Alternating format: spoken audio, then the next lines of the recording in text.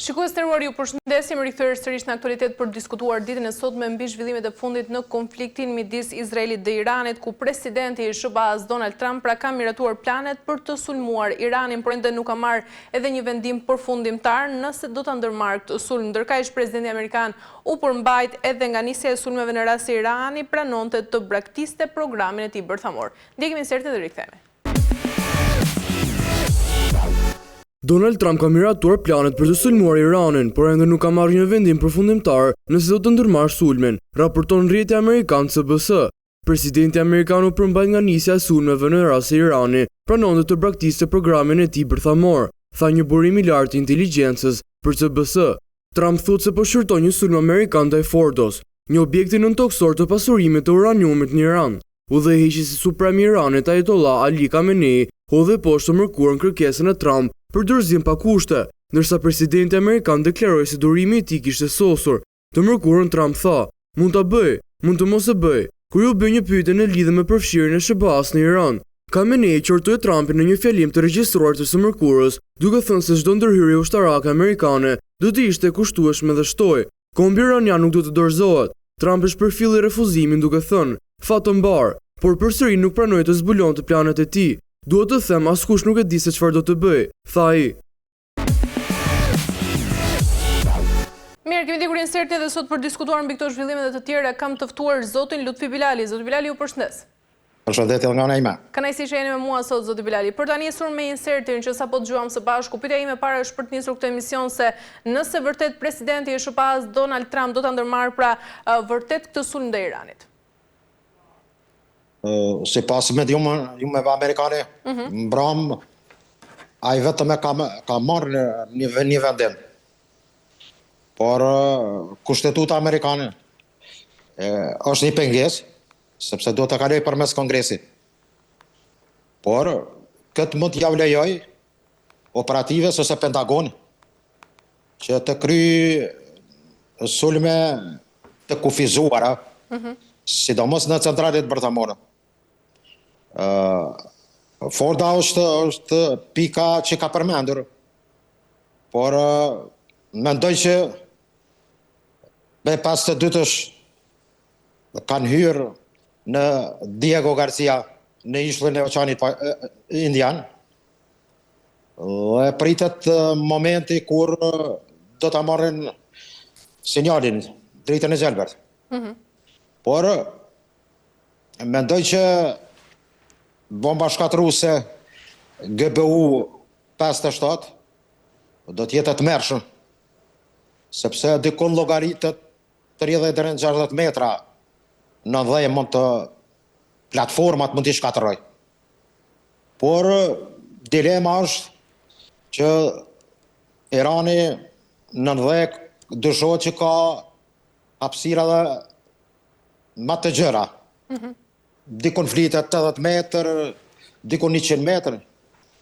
Prandaj është një lloj rreziku për stabilitetin në lindjen e mesme, sepse kundërvënia e asaj çka zyrtarët iranian paraqesin do jetë drejt për drejt goditje për trupat amerikane në gjirin e Golfit. Dikon 50.000 trupa janë në këtë pjesë dhe ngushtica e Hormuzit do të jetë objektiv, që do thotë shkakton atë problematike në krizës së naftës, ngritjes së çmimeve. Dhe mendoj që Trumpi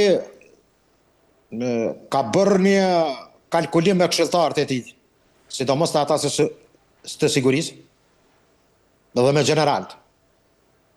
Por vendimin përfundimtar a ka marrë është ende pikpyet. Mbram është menduar që do nis ofenziva. Por rreziqet janë bukur të mëdha. E qartë.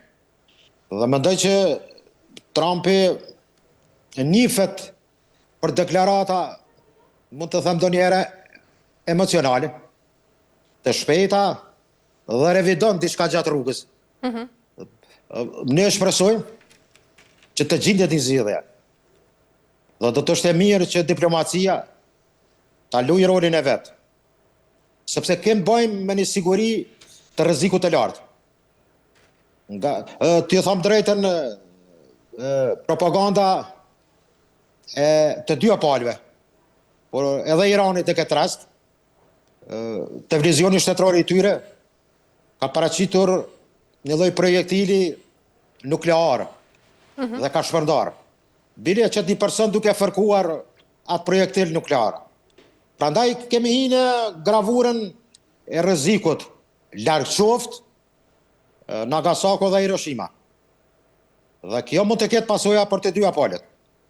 Mendoj që do të gjinet në momentën e fundit një zgjidhje, por problemi është kush do del fitues nga ky konflikt. Qartë. Izraeli apo Irani? E qartë, por zoti Bilali, a do ta pranojë Irani për atë braktisë programin bërthamor në kërcënimin e kësaj lufte? Irani, mund të them, nuk e di, është në atë rrugën që mund të pajtoj një marrëveshje pa kushte, atë që ka thot Trumpi, të dorëzohen dhe të pranojnë ato bisedime që i kanë pas gjatë 60 ditëve në sultanatin e Omanit. Mendoj mund të jetë ndoshta edhe taktizim për të blerë kohë, mirë po mundësi ka. Iranianët më duket që brenda 2 ditëve ka një takim me disa vendet e evropiane për të biseduar edhe programet bërthamor. Por kemi hy në një situatë tjetër, ku mund të them Amerikanët janë ata që mund të sjellin një situatë në konturat e stabilitetit. Dhe mendoj që janë disa akterë me influencë, kinez, rus dhe amerikan, por edhe Erdogani, që mund të sjellin t'ja kthejnë paka shumë buzëqeshjen botës. Dhe kjo mendoj që është mas e nevojshme për këtë moment.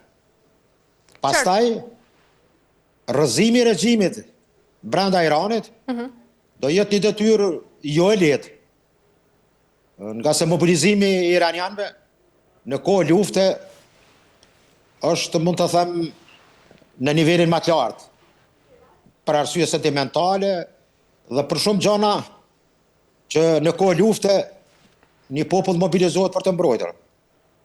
Por gjatë 3 ditëve të para, Boeinget kinez kanë hyrë në zonën iraniane, avionet e tyre, dhe kanë sjellur, mund të them, materialet e panjohura. Po ashtu me duket edhe një Antonov rus, dhe nuk dihet, nga se kur kanë hyrë në zonën ajrore të Iranit, radarët kanë humbur ma. Meqense destinacioni i kinezëve ka qenë, me duket, për Luksemburg. Do thot ka qenë një mashtrim i radhës. Dhe kjo është ajo problematika që nuk dihet kinezët çka kanë sjellur në Iran. Mund të jetë elektronik, e cila mund të pengoj aviacionin, sidomos F-35, dhe kjo mendoj që edhe pse Irani me Kinën kanë një marrëveshje të partneriteti strategjik. Dhe kjo flet shumë që jemi në një situatë, mund të them, të koklavitur, dhe zgjidhja apo si të dilit nga kjo situatë është bukur e komplikuar. Mendoj që po që se bombarduesit amerikan B-52 sulmojnë, do t'jetë faza më e rrezikshme. Nuk kanë pyetje që Irani del fitues me Amerikën. Cilat do të ishin pasojat në këtë rast, zoti Bilali? Pasojat janë shumë dimensionale. Mund të them drejtën, ajo çka është goditur mram në orët para mesnat, me një raket, nuk dihet a ka dometin interkontinental. Do thot kjo që ka qenë jashtëzakonisht e çuditshme, sepse ka operuar edhe në qiellin Izraelit, dhe kjo raket mendoj që do paraqet rrezik për caqet e gjata.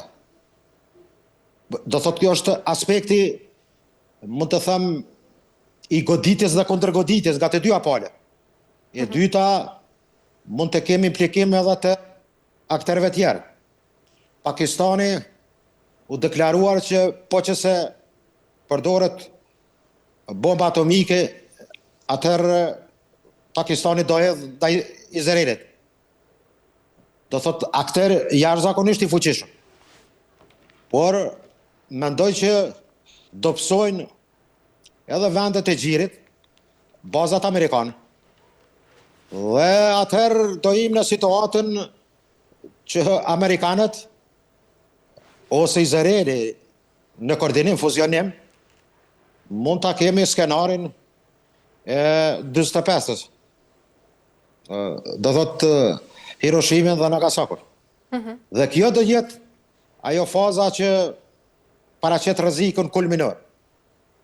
Zoti Bilali, raketat hipersonike iraniane dhe ndërhyrja e SHBA-s nga ana tjetër, a mund të përfshin të gjithë lindjen e mesme? Po, rrezet e veprimit raketave, jo vetëm balistike, por sidomos ato hipersonike, Fatah 1 dhe Fatah 2, janë perimetër që godasin Izraelin. Po, më rrezikshme në këtë rast është Khabar. Kjo raket 4, Khabar 4, është provovimi më i ri i Iranit, më duket në vitin 2019. Dhe mendoj që do kemi situata të rënda për të dyja shtetet.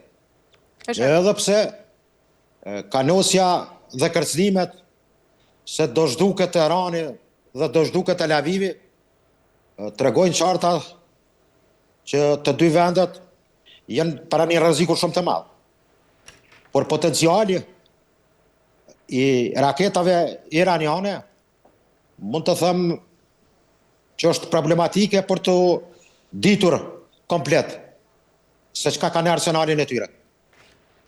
Por mendoj që përparësia e Izraelit ka qenë shërbimi i Mossadit me aktivitetën brenda në Iran dhe aviacioni. Do thot përparësia e Izraelit ku që të ndën. Dërsa Irani shifet që ka supermacion në raketat balistike dhe sidomos ato si hipersonim. Dhe këtu është komplet problemi që fitus të dilet ndonjë palë është problematike.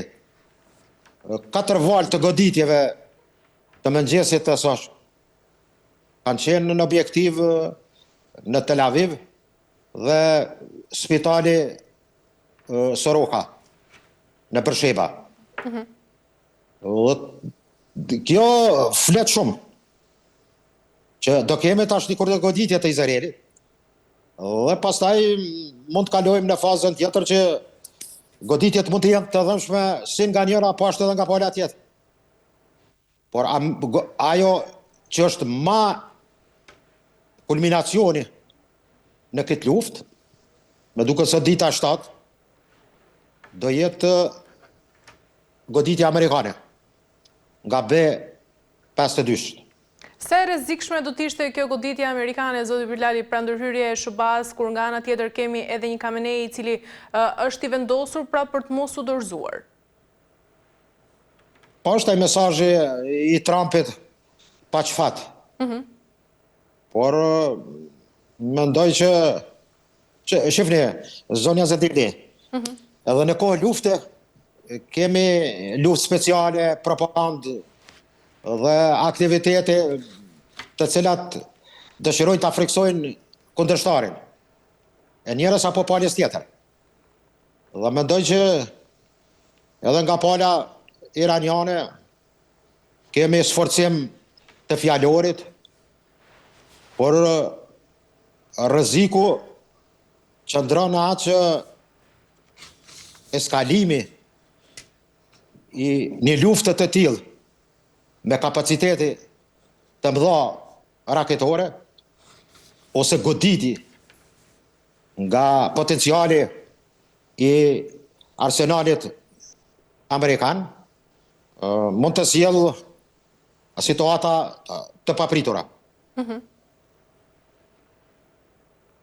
Qartë. Mirë, zoti Blali, për ta mbyllur tashmë sepse jemi në fund dhe për të kaluar më pas në pjesën e dytë. Pyetja ime e fundit